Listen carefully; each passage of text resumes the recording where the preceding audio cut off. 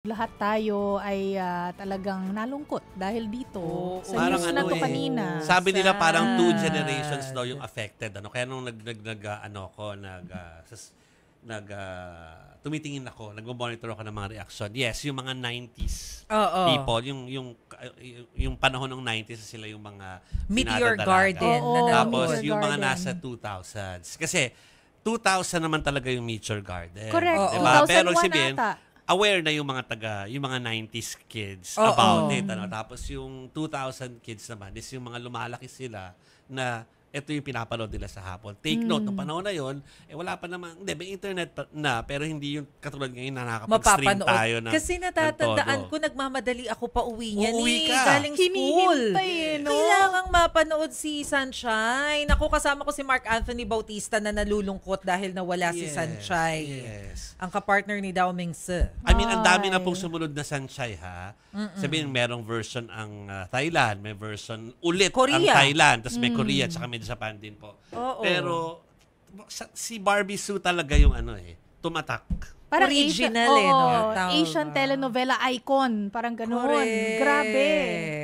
At saka kasi alam mong na-amaze ako sa kanya, 48 years old pero napakabata niyang tingnan. Actually, pare-pareho naman sila, pati yung F4. Oo, no? Sina Jerry yan, sina Vanessa Wu. Tinitingnan namin kanina ni na Chiki tsaka ni Tintin Jovi kung ilang taon na sila. So si Jerry yan pala, kaedad ni Barbie. Mga ganon, 50s 48. na. 48. 48 years 48 old. Okay. Sina Vanessa Wu pala nasa 46 years old. Pero Grabe. tingnan mo naman yung mga itsura nila, parang hindi naman nagbago. Ito daw po kasing si Sunshine, nagpunta ng Japan, Tapos mukhang doon nagkaroon ng influenza ng trangkaso na nauwi sa pneumonia. Biruin mo yun, trinangkaso lang. Tapos ng pneumonia, tapos tumuloy-tuloy na. Correct. Ganun siya ka. Iniisip ko, unless immunocompromised siya. O, di Pwede. natin alam Pwede. Hindi natin alam. Kaya nga yung mga nagsasabi na wag na masyadong intindihin. Minsan kailangan yung intindihin. Halimbawa, wag nang sabihin na parang COVID, hindi na COVID ito pinag-uusapan natin eh. Yung usual na influenza can lead to pneumonia, which is like the end na pwedeng kahantungan.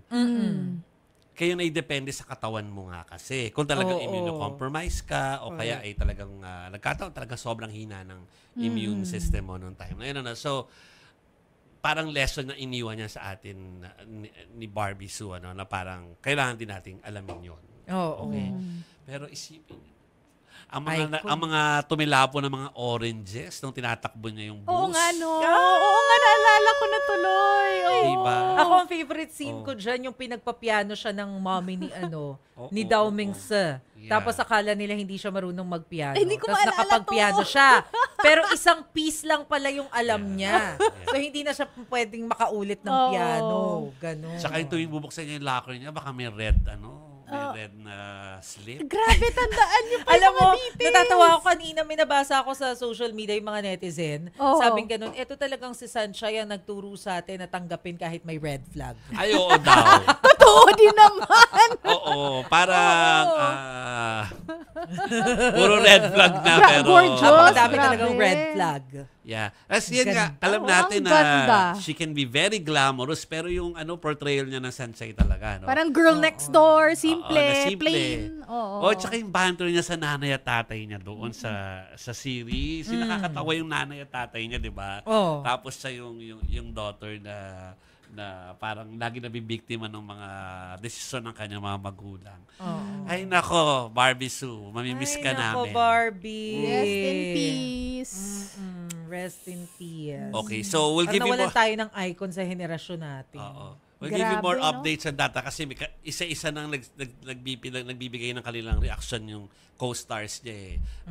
Si Vic Sue. Vic Sue ba? O basta si Vic.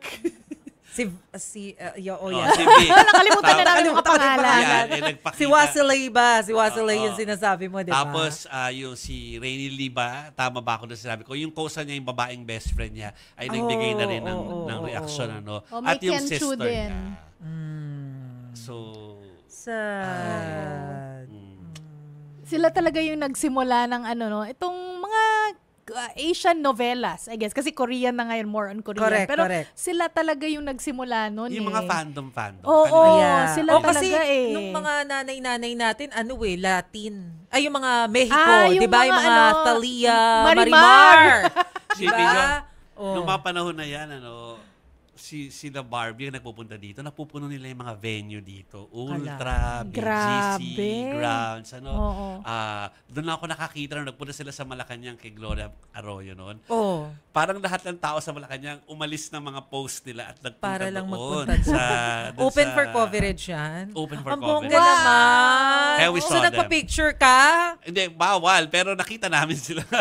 Hello, Eileen Insa, nandun ka. Huwag ka magkukunwari. Sino Sigurado pa nandun akong doon? hindi nakapagpa-picture si Joey kasi kung meron, nakita ko na yan sa Instagram niya ngayon. Ay, oo. Hindi, oo, ito nga, maganda. Tama. Dahil may in-house sa photog ang Malacanang saka Okay. may video.